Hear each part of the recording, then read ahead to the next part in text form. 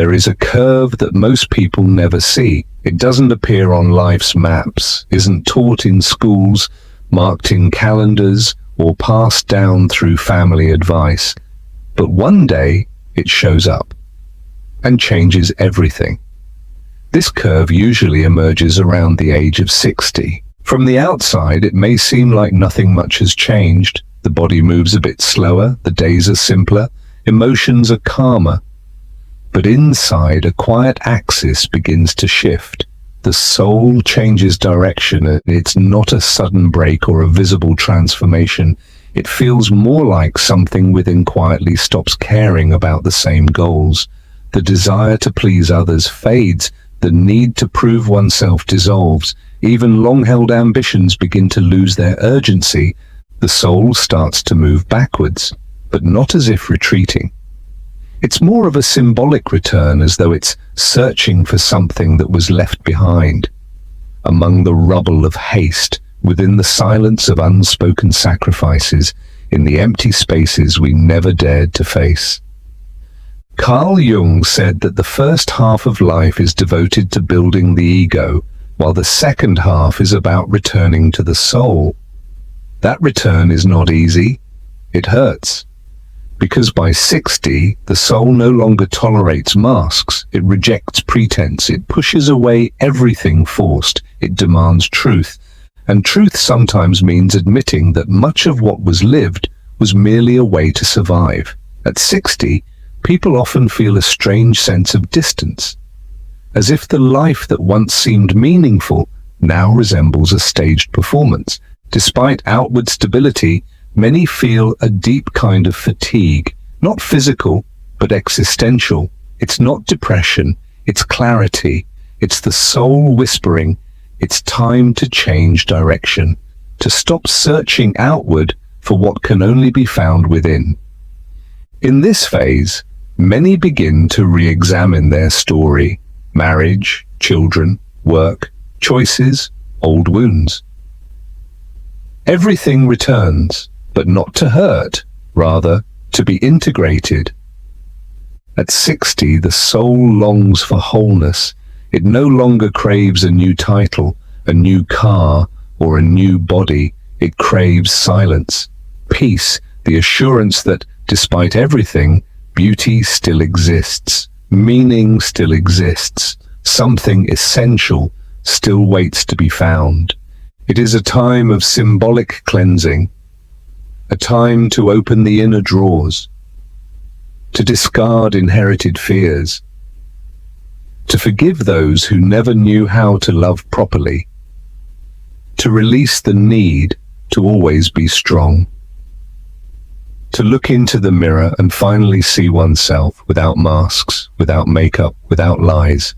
Those who walk through this gate with courage discover something rare. They discover that the soul does not age. It simply returns to its purest form. And what once seemed like an ending turns out to be the beginning of a new way of living, deeper, lighter, more true. That is the secret no one talks about, the curve no one points out. But for those who listen to their own soul, it becomes the road that leads home. Some call this time maturity, others call it aging. But there is something beyond words. At 60, the body may slow down, but in the soul, something quietly accelerates, as if everything postponed now demands its space, as if the unfinished business of life gently whispers, now is the time. The strange thing is, this shift doesn't happen on the outside. It happens in the invisible. One day, without any obvious reason, you wake up and feel that certain clothes no longer make sense, that some conversations have become dull, that the things you were once proud of now feel like a burden. The soul begins to ask questions. What still moves me? What part of me remains untouched by others' expectations? What would I do if I no longer had to please anyone? These questions don't arise by chance. They sprout like seeds of a new cycle. Because at 60, time is no longer measured by quantity, but by quality. Urgency no longer comes from the outside, it comes from the soul. Carl Jung believed that after the phase of adaptation and conquest, the psyche seeks reintegration. And that only happens when there's space to confront what's been forgotten. The shadow, as he called it, begins to ask for presence. And the shadow isn't something bad, it's simply what was left out of your story. The parts you couldn't live, the things you had to set aside in order to fit in. The wounded child, the archived dreams, the silenced intuition. At 60, all of that begins to resurface, not as a weight, but as possibility. It's not uncommon at this stage to feel a sudden urge to change direction, to go back to studying, to end toxic relationships, to begin again right where it once seemed too late. Why? Because the soul doesn't follow the ticking of the clock, it follows the inner call. When the soul realizes that, despite all the battles there is still life, it tries again. It wants to live what remains without pretending. That's why so many women begin to blossom in this stage of life.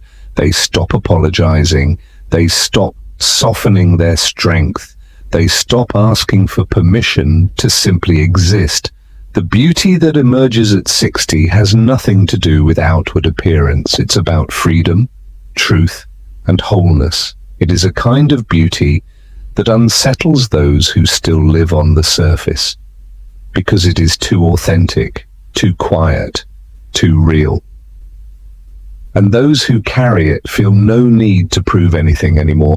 Perhaps you've felt, somewhere deep within, that this turning point has arrived, that you no longer recognize yourself in your old roles, that there is a longing to go deeper, to care about what truly matters, to say no without guilt, to say yes with your heart. That impulse isn't selfish, it's an awakening. The beginning of a new chapter. One where you no longer live for others, but from within yourself. And those who embrace this turning point with courage discover something rare. The peace of simply being themselves without fear. Because the soul is finally allowed to breathe in its own rhythm again. There's something few people say aloud, but many feel it when they reach this stage of life. The realization that they've spent most of their life living for others. For the children, the partner, the family, the work, the social duties, all of it took up so much space that now there's a strange emptiness, an unoccupied room, and it is in that very space that the soul begins to move. It no longer wants to be useful, it wants to be real. In a world that worships productivity, this might seem strange, but the soul is not here to be productive. It is here to be whole.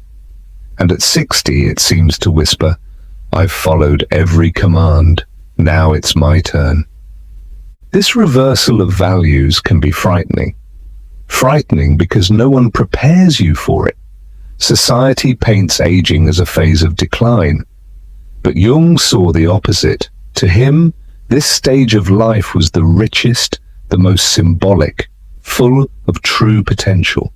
Because now the ego lets go, pride fades, and time begins to reveal what was hidden all along. It's often the case that during this phase of life, old memories return with great force, childhood moments, significant people, places filled with longing. But this isn't just nostalgia. It's a sign that the soul is reorganizing its archives. It wants to understand what still hurts, what remains unanswered, what still lives on. And for that it calls for silence. And the soul doesn't shout at this moment. It sighs, it exhales. It whispers between the lines of everyday life,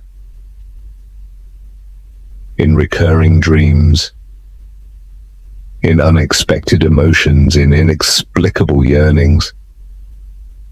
You begin to realize that some people no longer make sense, that certain opinions no longer move you, that certain wounds no longer define you. It's as if the soul is claiming its autonomy, as if it's saying, I'm leading now. But for that to happen, you must listen. Listen to the sadness that arises without reason, to the body asking for more rest, to the boredom that sets in where there was once excitement, because all of it is signaling something, a quiet transformation taking place. And this change isn't superficial, it's structural. It tears down old images, dissolves roles, and confronts you with something you may have avoided your entire life: your own truth. At this turning point, many people finally discover spirituality, not as a doctrine, but as lived experience, as a state of presence, as deep inner awareness. Jung once said that no one becomes enlightened by imagining figures of light, but by becoming conscious of their own darkness. And at 60, those words carry new weight. Because now darkness isn't the enemy, it's a threshold. It's the womb in which something new begins to grow. What once seemed like loneliness begins to reveal itself as a meeting with the essential, a meeting with what has always been there, quietly waiting to be embraced. It's fascinating how, at 60, even words change their meaning. Time, for instance, no longer means haste, it begins to mean presence. You stop measuring your days by completed tasks and start feeling them through the depth of your moments, the truth in each gesture, the peace that lives in the spaces between. Love also changes at 60. It stops being expectation, stops being fantasy, and becomes a conscious choice. You no longer love to complete something. You love to accompany. Love no longer needs display. It becomes shared silence, a glance that understands, a presence that honors space. Fear, on the other hand, loses its grip. You've seen too much to be frightened by little things. You've fallen and risen so many times that fear becomes just a reminder of how strong you've been. At 60, there is a kind of wisdom that can't be explained, a clarity that doesn't come from books, but from scars, a knowing that lives in the body, speaks through the eyes, and expresses itself effortlessly. And that's exactly why this wisdom unsettles. It disturbs those still acting in the theater of the ego, who confuse worth with appearance, who equate youth with power, without realizing that a ripened soul becomes a fertile ground for creation.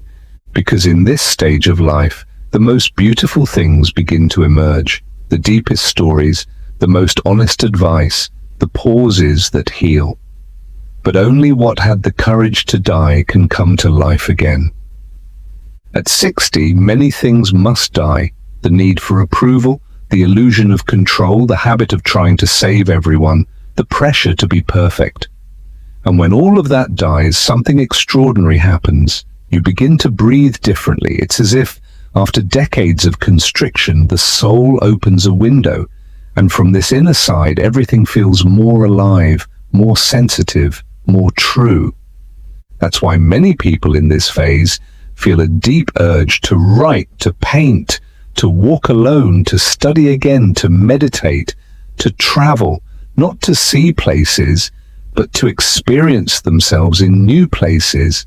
The soul longs for expression. It wants to break out of confinement. It wants to be seen, not for others, but for itself. And every step on this path is a form of healing, a healing that doesn't come from medicine, but from making peace with one's own time. You no longer want to run back into the past, nor rush into the future. You simply want to be here, fully, presently. And that is the most beautiful form of wisdom. To be in the now, with everything you are, without hiding anything, without apologizing for how long it took, without asking for permission to begin again. There is an inner season that only blooms after 60. It doesn't resemble the spring of youth, full of haste and promises. It's a quieter, more mature spring, grown from roots that have survived many storms, and when it blooms with truth. This season follows a different rhythm. It doesn't ask much of the body, but it asks a great deal of the soul. It invites you to revisit the quiet agreements of your life, the silenced words, the painful compromises, the childhood promises made in the mirror. It's a time of reconciliation with your own story. But unlike before, there is no blame now, there is compassion. You no longer scold yourself for what you did wrong. You accept it, understand it, and embrace your former selves with the tenderness of someone who knows they did the best they could with what they had. This understanding is not passive, it's liberating, because only those who truly forgive themselves can move on lightly. And lightness becomes urgent at 60. Not a superficial lightness that pretends nothing hurts, but a conscious lightness that acknowledges the pain is there, but no longer rules. That longing still exists, but no longer weighs heavily. That absence still lingers, but no longer paralyzes. Jung called this process a late individuation. It's as if the soul, after years of adjusting to the world, finally says, "Now I want to find myself." And that discovery is the most beautiful of all, because it is quiet, deep, true. It needs no audience, no approval, no explanation. It's simply a return. At 60, this return reveals itself in small gestures, a walk without destination, a book that brings tears, an old song that awakens forgotten memories, a sunset that suddenly feels new, a reconnection with someone who's long lived inside of you. The soul becomes touched by simple things, not because it's become overly sensitive, but because it is finally unguarded, no longer armored, no longer afraid to feel. This sensitivity is not weakness, it is refined strength. It is the result of everything that's been lived through, overcome, and deeply felt. And at the same time, it is the doorway to that rare kind of wisdom, the kind that doesn't seek to teach, but to inspire. At 60, you no longer need to convince anyone. You simply live in truth, with dignity, with presence, and that presence touches others, your children, your grandchildren, your friends, even strangers. Because when a soul becomes whole, it illuminates everything around it. There is a kind of beauty that only appears when the rush is gone. It shows in the lines of the face, in the pauses between words, in eyes that have seen much and can still be moved. It is a beauty without makeup, without filters, without effort. And for that very reason, it is the rarest kind. This beauty doesn't shout, it radiates. It doesn't demand attention, it remains. And those who possess it often don't even realize it, because they've spent a lifetime trying to conform to standards that never recognized their light. But at 60, this kind of beauty begins to emerge. It comes forth when you stop fighting time, when you stop chasing validation in other people's mirrors, when you realize that your story, with all its pain and all its choices, is worth celebrating.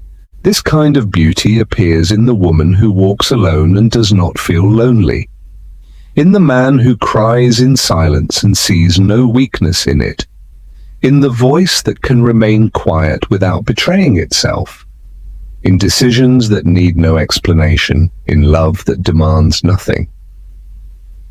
At this point, the soul begins to speak its own language, and that language is presence. You begin to feel what it truly means to be here. You start to sense the difference between hearing and listening with the heart, between talking and saying something that truly matters. Relationships also change. You naturally drift away from what drains you and draw closer to what nourishes you. And when no one else is around, you discover that you've learned to keep yourself company. That is freedom.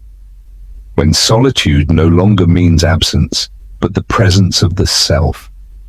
When silence is no longer uncomfortable, but becomes a refuge.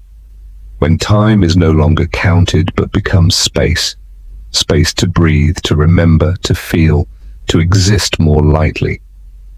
At 60, you realize you no longer need to explain yourself. You simply are. And those who see you will stay. Those who don't will leave. But that no longer hurts, because you understand. A soul can only be recognized by another awakened soul. And in that quiet, wordless recognition lies the truest connection, a connection that doesn't bind, demand, or control. A connection that simply allows, like a meeting between mirrors, like a dance in silence, like the certainty that despite everything, a life of wholeness is still possible. When the soul changes direction, everything that was hidden begins to rise.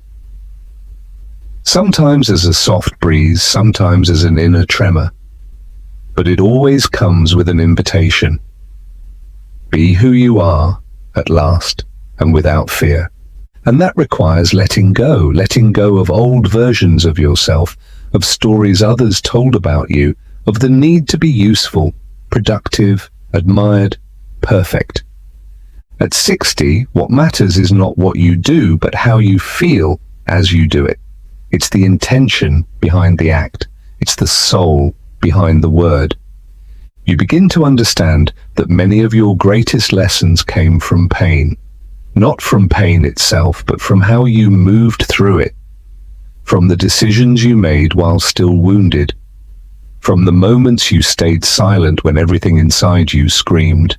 From the boundaries you drew after giving in for so long. This invisible repertoire is what carries you now. It doesn't show up in diplomas or public praise, but in the way you rise each morning, in the way you look at the people you love, in the way you forgive, quietly and without drama. As the soul matures, it learns to trust, not others, but itself. It recognizes signs it once missed. It feels the body with greater mindfulness. It honors inner cycles. It knows when to speak and when to stay silent, even with trembling lips. And that is not weakness, it's wisdom. It is what remains when the outer layers no longer hold. It is what blooms when the shell falls away. It is what lives when you choose without fear to be yourself.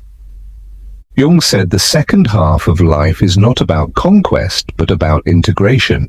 It's the phase when everything once separated begins to come together. The forgotten feminine, the suppressed masculine, the wounded child, the wise elder. All parts meet, look into each other's eyes, and recognize themselves.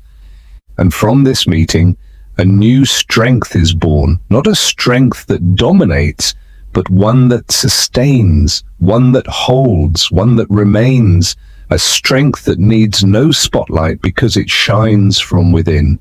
This is the strength that carries the soul through the years without fading. It asks for little, only truth, only silence, only the courage to never abandon yourself again.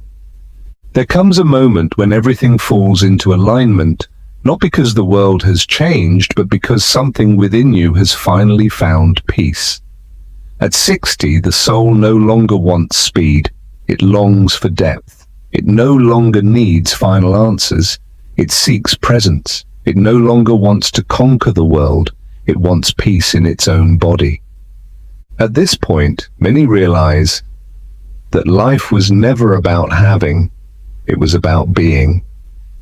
Being who you are, even if no one understands. Remaining true to your truth, even if it's not well received. Being whole, even if you've been broken 1,000 times. By 60, the losses have left their marks. The illusions have been tested. The roads have shown both their shortcuts and their cliffs. And still, there's something inside you that keeps going, that breathes, that dreams, that wants to live, not out of duty, but out of joy. This desire to keep going lightly is proof that the soul is alive. Carl Jung saw this phase as the most sacred, because it's the time when the ego bows before the soul, when the outer world fades in importance and the inner world becomes a temple, when you learn to walk without carrying the weight of the world on your shoulders, when you finally understand that you're allowed to rest in yourself. And this resting is not passivity, it is reconciliation with your own story, with your body, with time, with light, and with shadow. In that stillness, the true meaning of life begins to unfold, not the one you were told, but the one you found yourself through it all.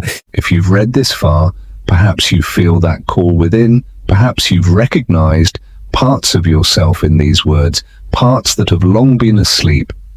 And if something in this touched you, write a sentence in the comments that expresses this new chapter in you, like a quiet decision, an inner vow, a message from your soul. And if you feel this video might touch someone else who is going through this curve, share it with them. And if you want to continue this journey with us, a place where the soul is allowed to breathe, subscribe to the channel and turn on notifications, because here every silence is given a voice and every story a space to bloom.